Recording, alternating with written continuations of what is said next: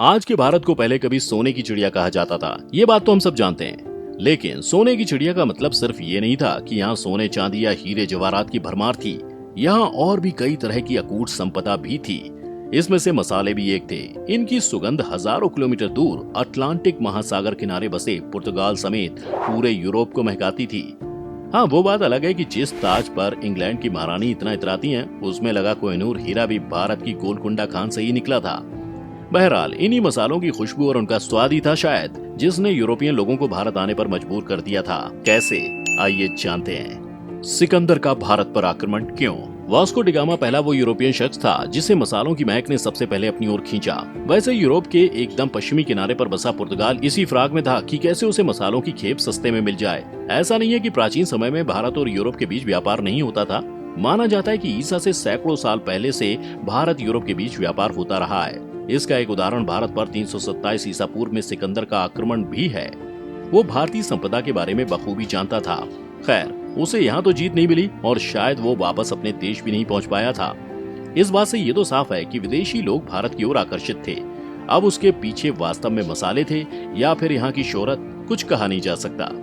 ये तय है कि ईसा के बाद के जो भी आक्रमणकारी भारत आए, वो चाहे लूट या फिर व्यापार के मकसद से ही क्यों न आए हो, या उन्हें भारत को खोजने का तथाकथित श्रेय ही क्यों न दिया जाता हो, उनमें से कुछ का मकसद यहाँ की दौलत को लूटना था और कुछ का यहाँ के मसाले कारोबार पर कब्जा करना था।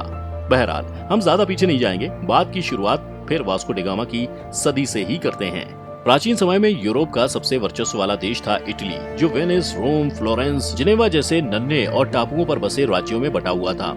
इस समय तक भारतीय व्यापारी अपने माल को लाल सागर के रास्ते इटली पहुंचाया करते थे। वहीं ज्यादातर व्यापार सड़क मार्ग से फारस की ओर अरबों द्वारा समुद्र मार्ग से होता था। मालाबार या पश्चिमी घाट की काली मिर्च यूरोपियन लोगों के लिए सबसे ज्यादा कीमती थी। काली मिर्च की भारी खेप मालाबार से अदन की खाड़ी और फिर वहाँ से लाल सागर के जरिए मिस्र को जाती थी। मिस्र से ये भूमध्य सागर होते हुए इटली के बंदरगाहों तक पहुंचती।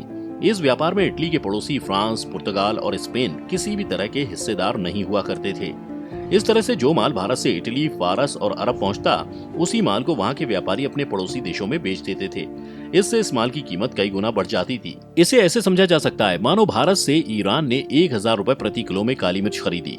इसमें से कुछ ईरान में बेच दी, बाकी को 2000 रुपए प्रति किलो की दर से तुर्की को बेच दिया। तुर्की ने इसमें से कुछ मिर्च 3000 रुपए किलो की दर से ग्रीस, इटली और बुल्गारिया को बेच दी। इस तरह से काली मिर्च के दाम पुर्तगाल पहुंचने तक 10,000 रुपए प्रति किलो हो गए। ये दाम पुर्तगालियों को चुभने लगे थे और चूंकि पुर्तगाल भी दो तरफ समुद्र से घिरा है, तो उसके पास भी नाविकों की कोई कमी तो रही नहीं होगी। उन्हीं नाविकों में से एक था वास्को डी गामा, जो मसालों के व्यापार के लिए भारत जाना चाहते थे। वैसे अगर भारतीय मसालों की बात करें तो भारत में गंगा के किनारे मैदान बहुत उपजाऊ थे। वहीं दक्षिण भारत अपने मसालों की खेती के लिए मशहूर था। बंगाल के सूती कपड़े और ढाका की मलमल की मांग पूरी दुनिया में थी। यूरोप में काली मिर्च का इस्तेमाल खराब मांस को संरक्षित करने और स्वाद बढ़ाने के लिए किया जाता था। लौंग और दालचीनी सफाई और वेंटिलेशन के विकल्प के रूप में इस्तेमाल होती थी। कोचीन और मालाबार तट पर काली मिर्च पैदा होती थी। लौंग बंगाल की खाड़ी के तट पर उगाई जाती थी। वहीं यूरोप को जाने वाली दालचीनी और इलायची का कुछ भाग सिलोन यानी श्रीलंका से आता था। लुटेरा था Vasco D gamma. Vasco D gamma को 8 जुलाई 1497 को 4 जहाजों के साथ अपनी पहली समुद्री यात्रा पर रवाना होने का मौका मिला। बहरहाल एक लंबे और थकान भरे सफर को पूरा करने के बाद अफ्रीका पार कर केप ऑफ गुड होप के रास्ते वह भारत पहुंचा। ये बात 28 मई 1498 की है, जब वास्को द गामा के नेतृत्व में पहला पुर्तगाली बेड़ा पश्चिमी घाट पर केरल के कालीकट पहुंचा। यहाँ पहुंचकर उसने सबसे पहले वहाँ के राजा जमोरिन के साथ मसालों के व्यापार पर करार किया और मसालों की एक खेप लेकर वापस अपने मुल्क लौट गया। पुर्तगाल पहुंचकर इसका जोरदार स्वागत किया गया। मसालों के व्यापार के मामले में इसने अरबों को जो पीछे छोड़ दिया था। लगभग 3 महीने के अपने भारत प्रवास के दौरान भारत और पूर्वी एशिया से होने वाले व्यापार पर इसने अपनी नजर गड़ाए रखी। उसे अब ये मालूम हो चुका था कि जिस भारत को वो मसालों के लिए याद करता है, उसके पास तो अकूत संपदा भरी पड़ी है। जब उसने ये सारी बात अपने राजा मैनुअल को बताई, तो उन्होंने फिर से वास्को द गामा को भारत जाने का आदेश दे दिया। सन 1502 में वास्को द गामा 20 जहाजों के बेड़े के साथ दोबारा भारत रवाना हो गया। इसके साथ जहाज में कई सैनिक और लुटेरे भी मौजूद थे। उसने पुर्तगाल से निकलते ही लूट मचानी शुरू कर दी। भारत पहुंचा तो राजा जमोरिन को घुटने टेकने पर मजबूर कर दिया। इसी के साथ उसने पूरे मसाले कारोबार पर कब्जा कर लिया। इसके कुछ समय बाद ही भारत में पुर्तगालियों ने अपनी व्यापार चौकियां स्थापित कर ली। इनका समुद्र में इस कदर अधिकार हो गया था कि मुगलों को भी अपने जहाजों को भेजने के लिए इनसे परमिशन लेनी पड़ती थी। भारतीय मसाले और यूरोपीय इतिहास। सन 1511 तक पुर्तगालियों ने भारत और सिलोन के मालाबार तट पर मसाले के व्यापार पर नियंत्रण स्थापित कर लिया था। 16वीं शताब्दी के अंत तक भारतीय मसालों पर एकाधिकार और उसके व्यापार से पुर्तगालियों को बहुत फायदा हुआ। काली मिर्च सबसे खास मसाला थी जिसे लिस्बन ले जाया जाता था। उस दौरान ये लगभग सोने के बराबर मूल्य की ही हुआ करती थी। 16वीं शताब्दी में पुर्तगाल के राजस्व का आधा हिस्सा पश्चिमी अफ्रीका के सोने और भारतीय काली मिर्च और अन्य मसालों के व्यापार से आता था। इसमें भारतीय मसालों का अनुपात सोने से काफी ज्यादा था। भारत से होने वाले मसालों के व्यापार पर कब्जा करने के लिए यूरोपियन लोगों को काफी संघर्ष करना पड़ा। पुर्तगालियों के बाद डच, फिर अंग्रेज, उसके बाद डैनिश और फ्रेंच व्यापारी भारत आए। इन सभी का मकसद भारत के व्यापार पर अपना नियंत्रण करना था।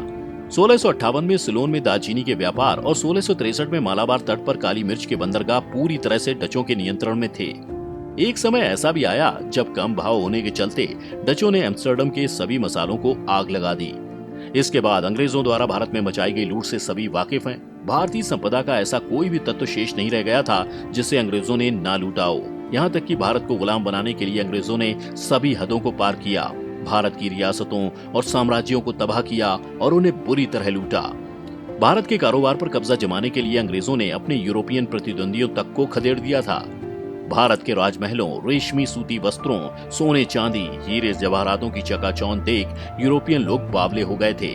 यहाँ तक कि यूरोप के सबसे अमीर लोगों को भी भारतीय वैभव से जलन होने लगी थी। 19वीं शताब्दी के आंग्ल भारतीय लेखक जॉर्ज क्रिस्टोफर मोल्सवर्थ वर्डवुड अपनी किताब report on the old records of the India office में कहते हैं कि आधुनिक यूरोप, खासकर इंग्लैंड, सुगंधित पदार्थों, औषधियों, मसालों आदि की खोज का इतिहास है। यहाँ तक कि भारतीय मसाले लंबे समय से यूरोप के इतिहास को नई दिशा देते रहे हैं।